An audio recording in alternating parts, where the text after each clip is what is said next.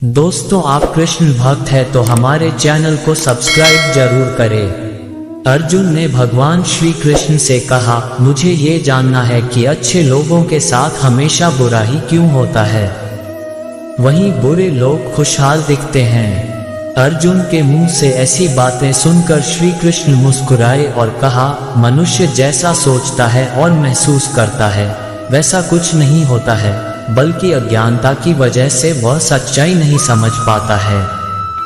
भगवान तुम्हारे कर्मों को नजरअंदाज कर रहे हैं, ये बिल्कुल भी सत्य नहीं है। भगवान हमें कब, क्या, किस रूप में दे रहा है मनुष्य को समझ में नहीं आता। मगर आप अच्छे कर्म करते रहे तो भगवान की कृपा हमेशा बनी रहती है।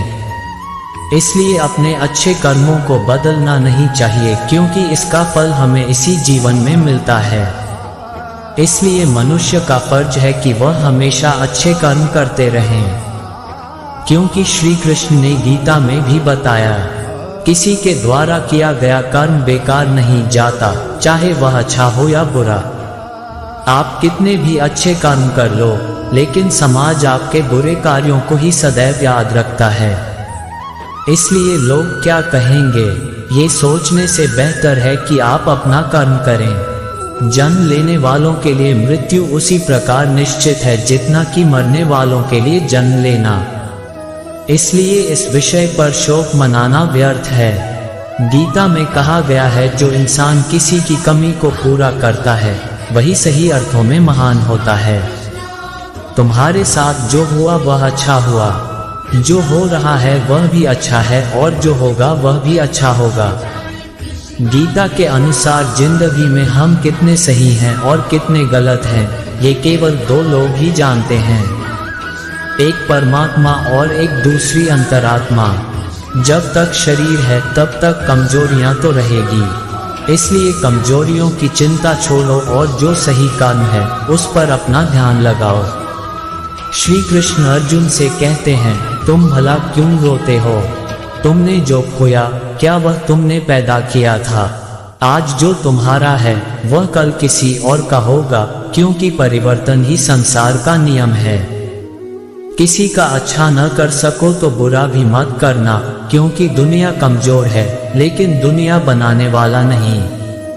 यदि कोई व्यक्ति विश्वास के साथ इच्छित वस्तु को लेकर नित्य चिंतन करता है तो वह जो चाहे वह बन सकता है। सच्चा धर्म यह है कि जिन बातों को इंसान अपने लिए अच्छा नहीं समझता उन्हें दूसरों के लिए भी प्रयोग न करें। कोई भी व्यक्ति अपने विश्वास से बनता है, वह जैसा विश्वास करता है उसी अनुरूप बन जाता है। मन अशांत है और उसे नियंत्रित करना कठिन है, लेकिन अभ्यास से इसे वश में किया जा सकता है। मेरे लिए समस्त प्राणी समान है, न कोई मुझे अत्यधिक प्रिय है न ही कम, लेकिन जो मेरी भक्ति पूरे मन से करते हैं मैं सदैव आवश्यकता पड़ने पर उनके काम आता हूँ। मन की शांति से बढ़कर इस संसार में कोई भी संपत्ति नहीं है।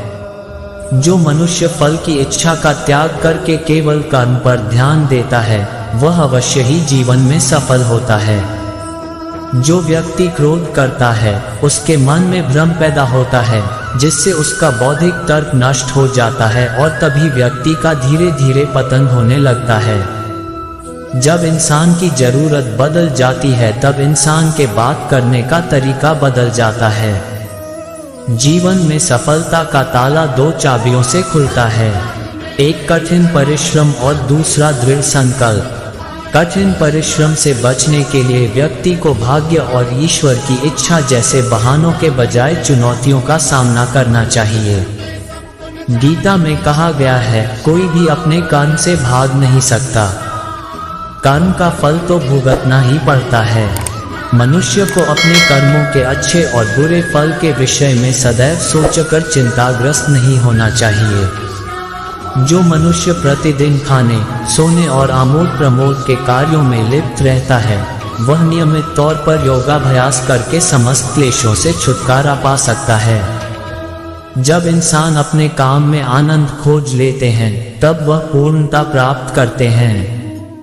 श्रीमद् भागवत गीता का मुख्य उद्देश्य मानव कल्याण करना है। इसलिए प्रत्येक मनुष्य को सदैव मानव कल्याण की ओर अग्रसर रहना चाहिए।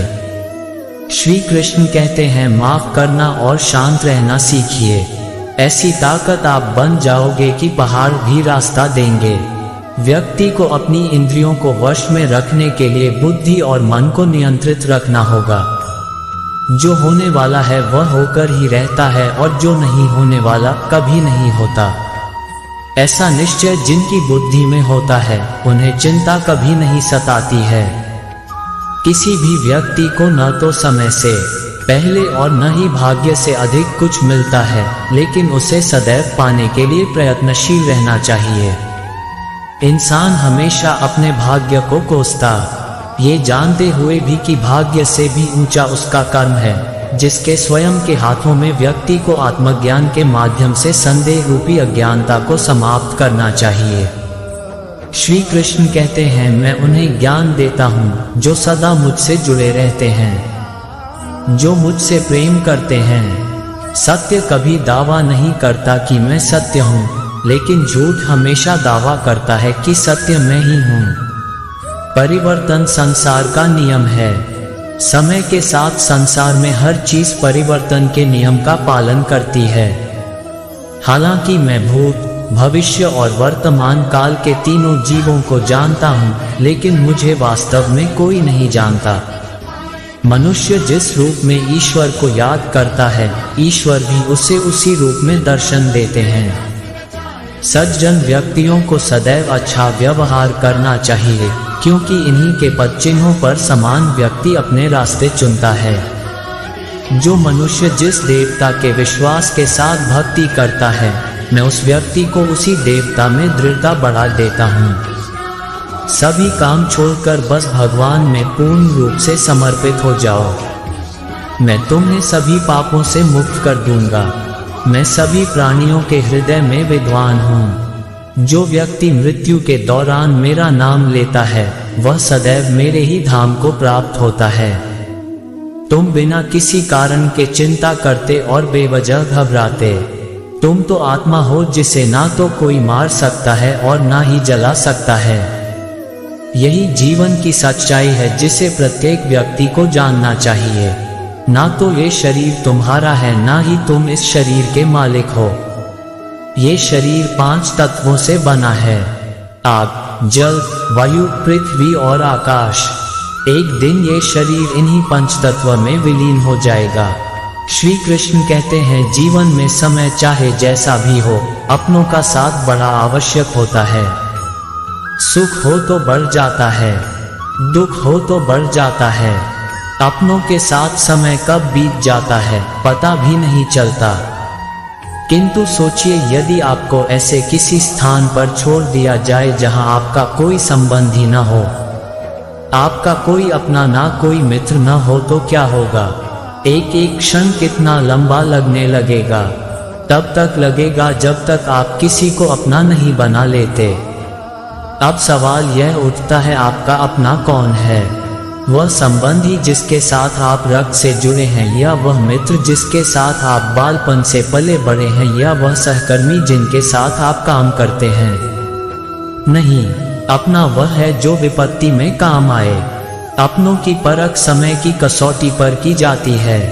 स्मरण रखिएगा, अपनों के साथ समय का पता नहीं चलता, किंतु समय के साथ अपनों का पता अवश्य चलता है। एक गांव में एक पंडित रहता था। उसे अपने व्याकरण ज्ञान पर बड़ा अभिमान था। वह जिससे भी मिलता अपने व्याकरण ज्ञान का बखान करने लगता। एक दिन उसे नदी पार करने दूसरे गांव जाना था। वह नदी किनारे पहुंचा और एक नाव पर बैठ गया। नाविक नाव खेने लगा। अपनी आदत अनुसार पंडित अपने व्याकरण ज्ञान का बखान करने लगा। उसने नाविक से पूछा, क्यों, क्या तुमने व्याकरण पढ़ा है? नाविक अनपढ़ था। बोला, नहीं पंडित जी, मैं तो पढ़ा लिखा ही नहीं हूँ। मेरा परिवार तो पीढ़ियों से नाव चला रहा है। पंडित उसे नीचा दिखाकर कहा, ओह, बड़े दुख की बात है। तुमने अपना पूरा जीवन व्यर्थ कर दिया। नाविक को बहुत बुरा लगा, किंतु वह पंडित को कुछ उत्तर नहीं दे पाया। बस चुपचाप नाव खेता रहा। 9 मझदार में पहुंच गए। तभी अचानक तेज तूफान आया और नाव डगमगाने लगी। पंडित डर गया। तब नाविक ने उससे पूछा, पंडित जी, आपको तैरना आता है? दोस्तों, इस वीडियो में बस इतना ही। मिलते हैं अगले वीडियो में, तब तक के लिए अपना ख्याल रखना। दोस्तों, हमारे चैनल को सब्सक्राइब जरूर करें। जय श्री कृष्णा।